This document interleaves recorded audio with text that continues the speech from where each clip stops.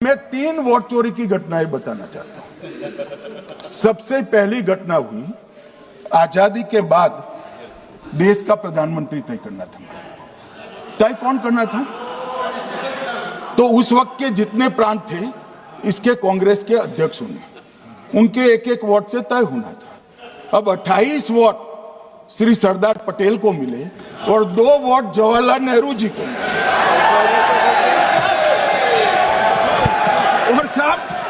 और साहब प्रधानमंत्री जवाहरलाल जी बने।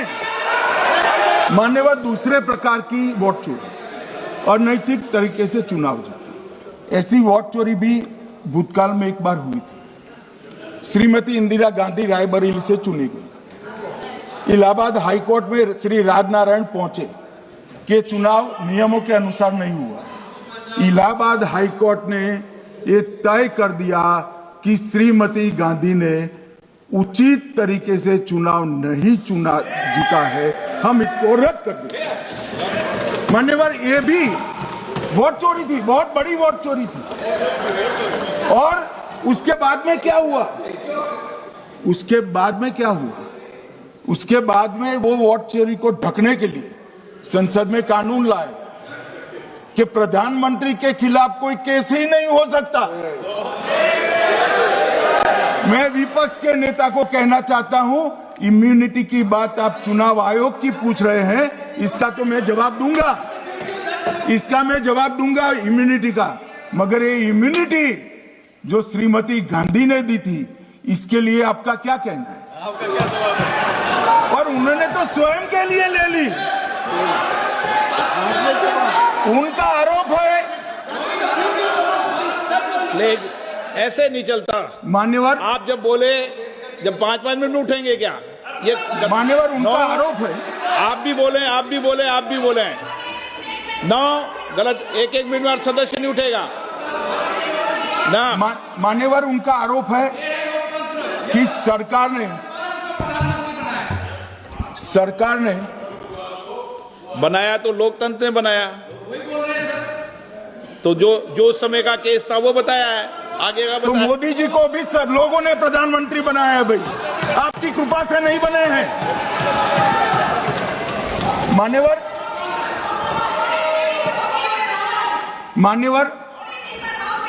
मानित तरीका ठीक नहीं है आपका, 2-2 मिनट में उठना। मान्यवर विपक्ष के नेता ने कहा कि आपने चुनाव आयुक्तों को इम्यूनिटी दी। इनका आरोप सत्य नहीं है, मैं इसकी बात बाद में करता हूं। परंतु हमने तो चलो मानो चुनाव आयुक्त को इम्यूनिटी दी, श्रीमती गांधी ने तो अपने आप को इम्यूनिटी दी। और फिर जब ये संवैधानिक सुधार के वायरस चैलेंज हुए तो वो केस जीतने के लिए 2, 3 और 4 नंबर के सर्वोच्च न्यायालय के जज को बाईपास कर 4थे नंबर के जज को चीफ जस्टिस बनाया और वहां केस भी जीत लिया। और मान्यवर ये तो इतिहास है, कौन झुठला सकता है? इनको कोई पढ़ाता नहीं है इतिहास, ये तो इतिहास है, सर्वोच्च अदालत और संसद के रिकॉर्ड में रखा हुआ इतिहास है।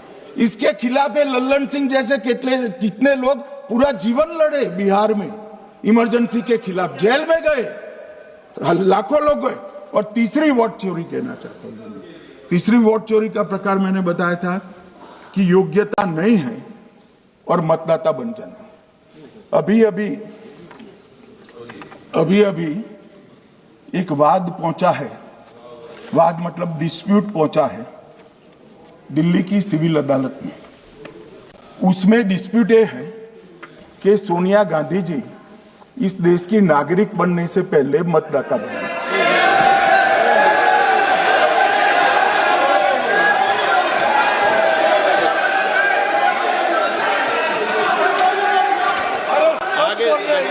आगे सुनो, बोल के आ रहे, पूरी बात तो सुनो।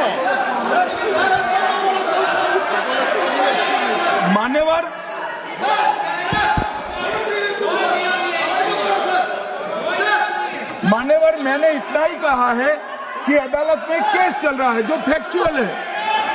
अब जवाब तो उनको अदालत में देना है, सोनिया जी ने, यहां क्यों दे रहे हैं? अदालत में जवाब देना है।